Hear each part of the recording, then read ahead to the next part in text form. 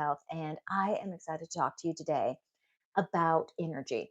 So, one of the things that probably the most important thing or most popular thing, I guess, that different people want to, figure out what is going on here. What is wrong?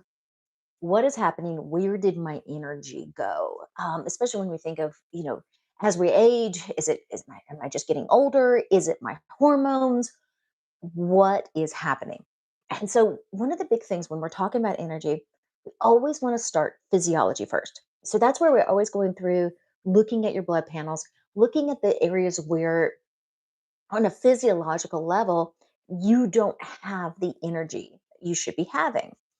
But one of the things is once we get past physiology, once we get past that and we address all those things like in anemias and glucose and all of those other things, once we get past that, then we have to start looking at the whole person. Okay.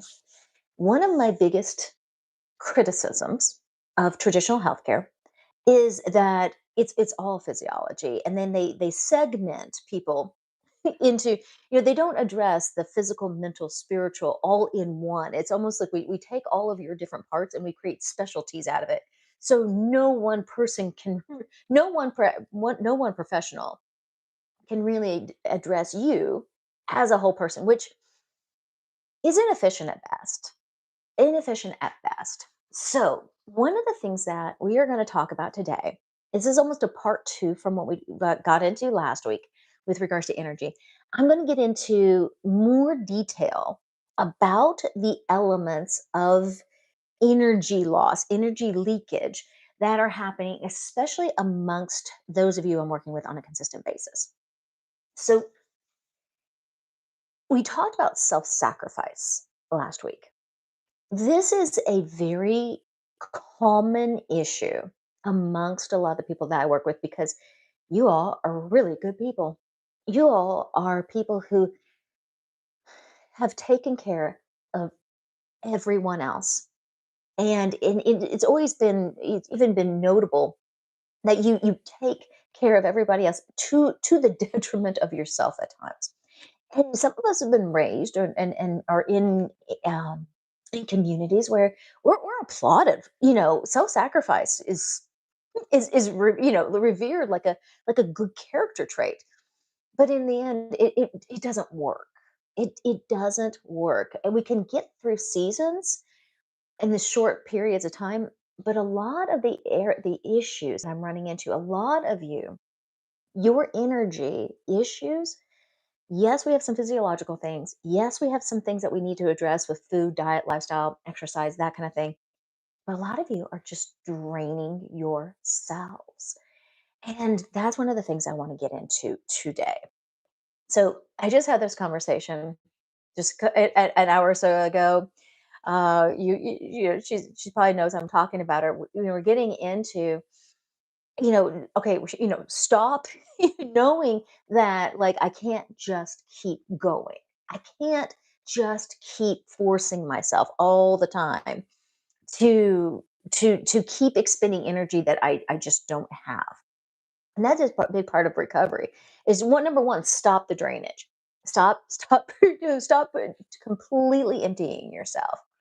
But what I want to get into today is not just knowing what's draining you, but also what is fueling you. What is your fuel? What fills your tank? What energizes you? Because I'm going to tell you, it is really interesting how many of us, we've gotten to the point where we don't know. So let you just hang with me here. We're going to go through this exercise of understanding, and this was actually something that a pastor did with us in the congregation many, many, many years ago, and it has stuck with me ever since. And he was talking about how, again, you can't eat. There are things that deplete your tank, and then there are things that fill your tank, and just understanding which is which, and making sure that you have a balance in your life. So, and if one of the things that he brought up that was really helpful to me was understanding that there's a lot of things that have a dichotomy. So he brought up, for instance, he loves his children, and he's very, very energized and fueled by being with his children. But parenting drains him. I'm like that. I was like, I really got what he was saying there. It's kind of like the two sides of the same coin. And I've experienced a lot of that. So just understanding, what are some of the things that have that double-edged sword for you. I'm going to give you a few of mine. One, I am very, very fueled by alone time. I'm an introvert. I need alone time to refuel. So that is very energizing for me. But isolation is very draining. Whenever being alone and isolated from people for too long, that doesn't work. You see the double-edged sword. Here's another one. Very, very fueled by adventure, but very drained by travel. And this is where a lot of us, we almost stop doing vacations and we stop doing some of these things that we do love, but because of the double-edged sword. So we look at, yeah, I love seeing new places and doing all those things, but the travel gets me. And so a lot of people just give up on the whole idea. And that's not it. It's about finding that balance. And that's one of the key things that I've been, refining. Let me give you another example. Friends and family, absolutely very, very fueling, but entertaining is very, very draining. So similar to adventure and travel and whatnot, it's not about it's being aware and okay, how do I compensate for the side of this equation that doesn't always work for me? Like for instance, with entertaining, one of the things I found is like dinner parties are exhausting.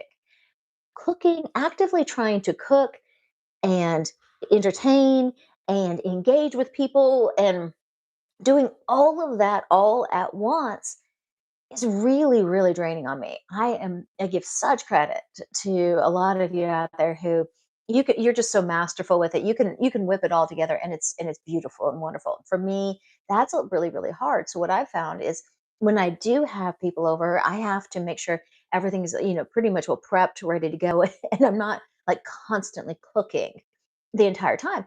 And then, then it's pure fuel and almost no drain. Um, let me give you another example. I'm very, very fueled. A lot of you are like this. You're very, very fueled by helping people, but you get very, very drained when you feel like you're being used. And I know a lot of you fit into that. And it's keeping that healthy balance to how you volunteer your time, how you volunteer your energy, and where it goes. First and foremost is just simply acknowledging and being aware of what works for you versus what doesn't. That in itself is the first step. And then even it really doesn't take that much to start to figure out how to make it all work. And when I get into this, okay, what fuels you? And I really do. I'm hoping that you already know the answer to this, but if you don't, figuring it out. A lot of individuals, especially those of you who I work with on a regular basis, you almost think it's selfish. You feel selfish spending time for you. And I'm going to encourage you, it's not selfish, it's essential. This is how we get to the point where you have energy for all the other things. See, if you're constantly fueling, you're constantly filling the tank, well then yeah, you can have those things that are more depleting. They don't take it completely out of you. I really hope that makes sense. So many of you, you're on E. You've been on E. And and you're wondering like, why don't I have the extra gear? It's because that was 20 years ago. You've been decades of depletion. That is landing you where you're at now. So, what are the things that fuel you? Can you write them down? Do you know, like, my goodness, every time I get to experience fill in the blank, I typically, I'm a huge fan of long walks, nature. I do extremely well with very active activities. I am not good. So just sitting around really is very draining to me. So just understanding, like if I'm doing a ton of sitting and I'm not moving, that's not going to be one of my big days. Let me give you another one. Of just again having knowing the both sides of it. What fuels me, but what drains me. Another one, really big projects, really big, massive, overwhelming projects. Things that that I know what I'm getting into. can be very, very draining. And so it's simply understanding that and like, all right, but how can it not be draining? Well, having my family and friends work alongside me is very energizing. Um, Breaking the project down into much, much smaller pieces that I can, that bite-sized pieces, much better. Let me give you another one that I've really run into. We're getting into these. We're coming out of the winter months. One of the things that I've realized that's very, very draining is not getting enough sunshine. Not getting, for the cold weather, not being outside, having yeah, having just those overcast, dreary days. Very, very draining to my system and a lot of your systems. So even just being aware of that, I'm like, okay, what can I do? Because winter's going to come again next year. It's going to be coming back. What are we going to do this year to not have that be such a pull on your system? A lot of you have figured out different things. Some of you, like, that's easy. We go south. Some of you have figured out things like red light therapy, or you've found you've found different infrared saunas and some of those things that have a lot of that positive effect for you. What would work for you? Let me give you some other situations that you want to be looking at and having your list. So what fuels you versus drain you, especially when like your body is tired but your mind is still ready to go? Like after one of these days where we've done just a lot of we've done a lot of work around the house, a lot of work in the yard. It's been very, very active. The brain still ready to go. It wasn't a mentally depleting day, but the body needs to relax. What are those things? Let me give you some things that I figured out. Number one, I have figured out that as a general, a lot of people say, oh, I just need to sit, I need to relax, I need to watch TV. It's been very interesting how many people I've talked to who actually the TV is actually very draining for them. Same with social media and scrolling. When you really sit down and say, does this energize me? And in fact, it does not. It makes you even more tired. But you're like, what else am I? What else am I? I'm too tired to do anything else. This is where you're figuring out things like something more productive or something that works better for recovery, like taking a hot bath. If you have one of those, the infrared saunas or red lights. Many of you have gotten to the point where you just have your own recovery rooms that have all of the wonderful technologies that you've collected over the years. What are those things that even whenever your body is tired, but you're not ready to go to sleep, it's not time for bed. What are those things that are fueling for you? A lot of people, I know, I feel really, TV really works for me. When you turn the TV off, do you feel more energized? Do you feel ready to go? Do you feel like like, okay, great. Or same thing with social media. When you turn that off, do you feel like you have more energy than when you got started? That's the real question as to, does it fuel you, or is it just some kind of an escape that's kind of keeping you at a level? It's something to be considered. Especially when you're tired, how can you recharge? I want to get into a few of the things that have really helped me over the years. Number one is morning quiet time. Before starting the day, before everybody else is getting going through, what does my day look like? And then actively asking myself, okay, looking at this list, is this a fueling day? Is there a lot of fuel in this day? Or am I sacrificing my energy constantly throughout this day? You have to ask yourself that question. Too many times and if you're looking at your day and you're like, I'm exhausted writing it down. Well, so many times we're looking for, okay, whenever we're talking about not having any energy, and we want to ask, like, should I be taking this supplement, or should I be change this about my diet, or should I be, what else, should I be doing more caffeine? The answer is just look at your day. If your day, when you look at how that your day, are you even excited about before you put any energy into it? That's a big part of the overwhelming number of people's problem. They don't even, there's nothing in your day that you're looking forward to. There's no motivation. Where's the joy? It's just pay attention. Again, we always start physiology first. If you are looking at a day and you're like, this is probably, this is one of my favorite things. I'm with my favorite people. I'm doing something this is something I absolutely love. And then you're like, I have no energy for it. Chances are there's some physiology. Okay. Chances are there's some deficiencies that we're dealing with. But whenever you're just looking day after day after day of monotonous, difficult, draining tasks, many of you have been caregivers for decades now, which is wonderful and admirable. But where are you taking care of you? So one of the one of the other things that I run into as we get older and older, um, because we've recognized the dichotomy. I like the adventure, but I don't like the drain of the travel. I like to have family and friends, but I don't like I get drained by entertaining. Because of that, we tend to do nothing. We end up doing a lot of just neutral. That is also something that I've run into.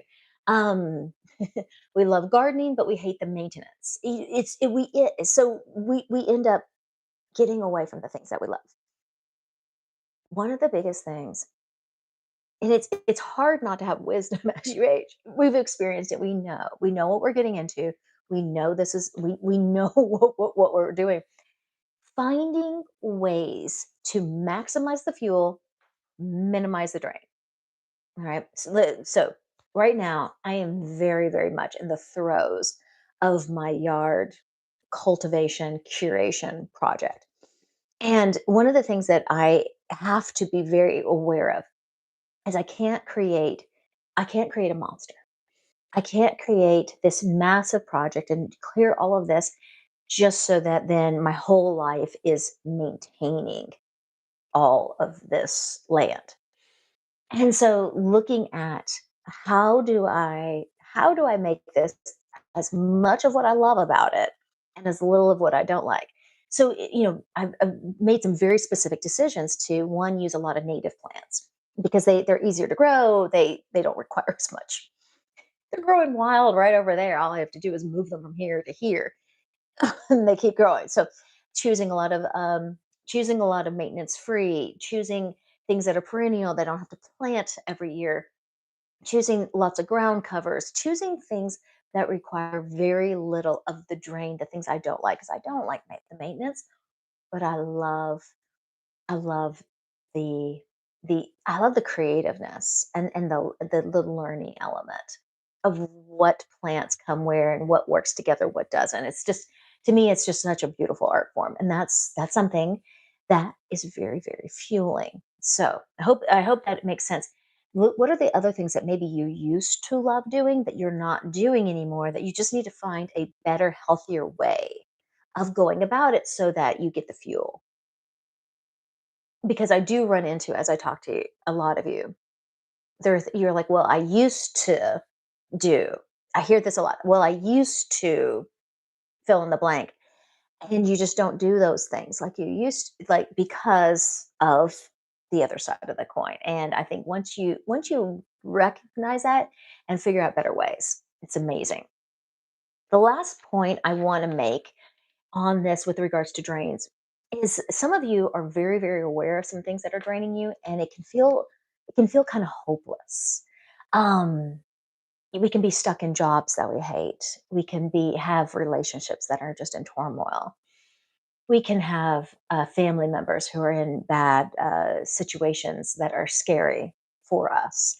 We can have finances, we can have health, we can have some things that we can have some situations that we know that are draining us, but we feel like there's nothing that can be done. And that in itself is very draining.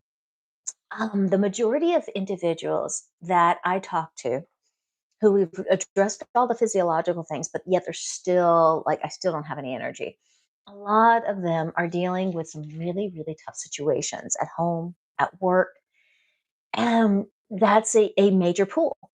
So I want to give you a bit of a perspective on that. All right. Um, One of the things that's really helped me and helped a lot of you, and I've learned this from working with so many of you, I've really come to believe that these kind of situations, these really persistent, ongoing issues, things that they just aren't. They've been going on for months and maybe years, maybe even decades now. These really persistent situations, I have found that they are persistent because there's something I'm supposed to learn. There's something very important about myself that this situation can teach me. And if I can just tap into what that is, that whole phrase that whatever it doesn't kill you makes you stronger. Where can I see this situation making me a better person, a different understanding? Or is there some idea or belief or just limitation that needs to be challenged?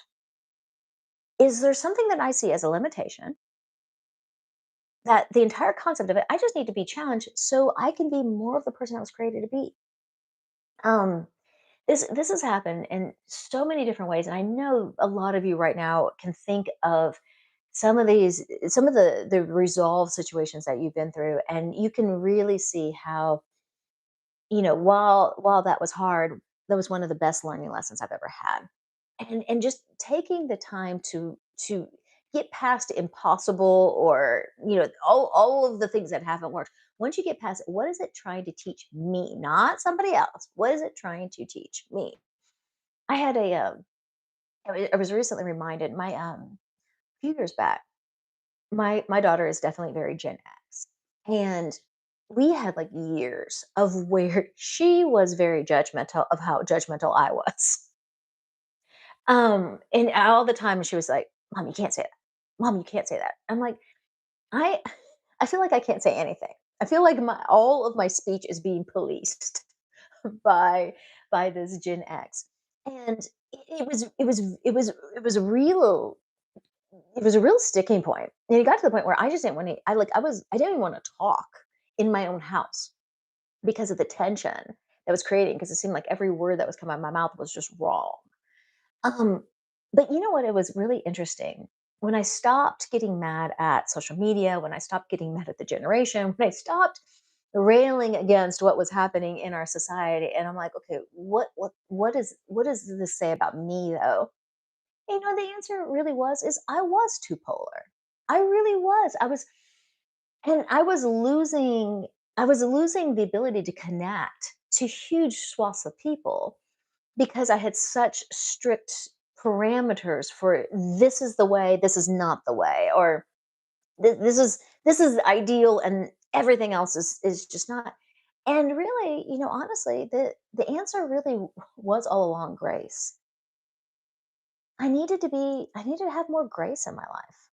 It was really interesting that when I started to accept that giving myself more grace, giving other people more grace, realizing that, most people, I really do believe most people are good and they mean well. We may disagree, but in general. And once I got there, it was really incredible how close and how all the arguments with my daughter just evaporated. I never had to address the issue, never had to talk about it. It was really, really interesting. So even some of these situations that are very, very draining and very, very exhausting, sometimes even when they're hopeless, feel so hopeless. I'm just going to give you the encouragement just to take a step back, write it down on the list of things that are draining you right now. And it may be one of those things you want to take another look at from a different perspective, because it's incredible, the the amount of energy that we get back when we figure it out. So, in conclusion, when you're doing all the right things, you're doing all the things. You're eating right, you're exercising, you're doing your supplements, and you're doing all of the things, and your labs are showing progress. They're showing that you're making the improvements.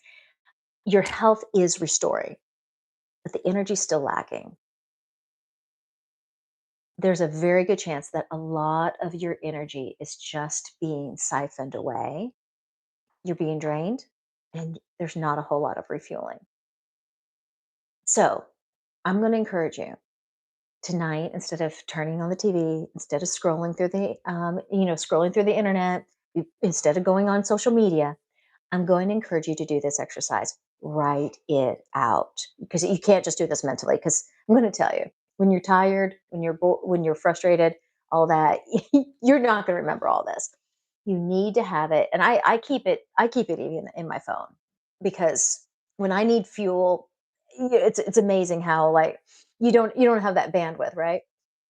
So the thing I'm going to encourage you with is write it down. What fuels you? Do you know what fuels you? Seriously. It's I'm going to tell you, a lot of you are going to realize this is a harder exercise. This is harder than you thought it would be. You think, oh yeah, of course I know what makes me happy. Do you? And then also being very aware of what's draining you. Write it down as well. And then how do you start moving your life more and more and more into that fueling category?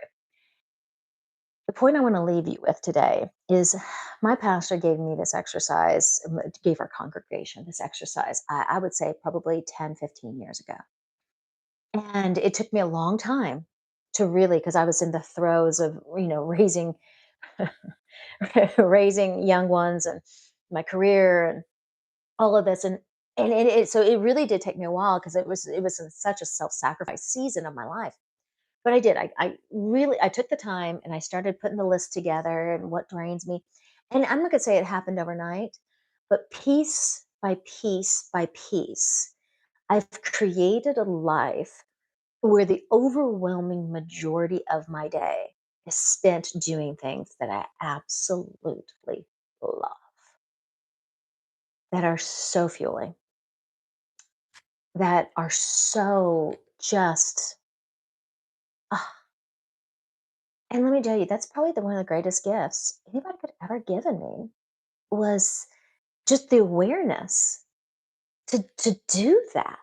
Thank you. And I'm going to tell you, so many of you, it may not happen overnight, but if you just piece by piece by piece, shifting your life into the fuel category, it's amazing how much reserves you have.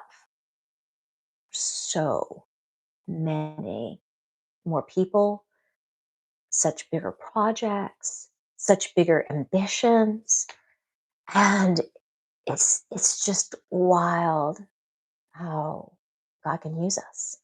So that's my encouragement to all of you here today. Please, please, I hope you do it.